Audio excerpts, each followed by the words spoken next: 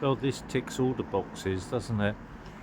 Aesthetically pleasing, low maintenance, using wonderful dark blue North Welsh slate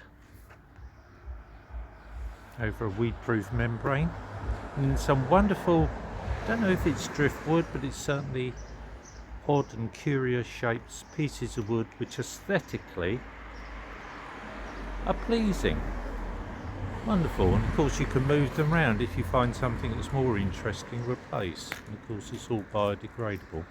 Very clever front garden, very simple, yet wonderful. I think it culminates sort of the simplicity of an area, small garden, totally usable, because even after it's rained very heavily last night, you have an area in which you can sit on. Well, utilise in any case, dry underfoot. A very nice and aesthetically pleasing idea and creation.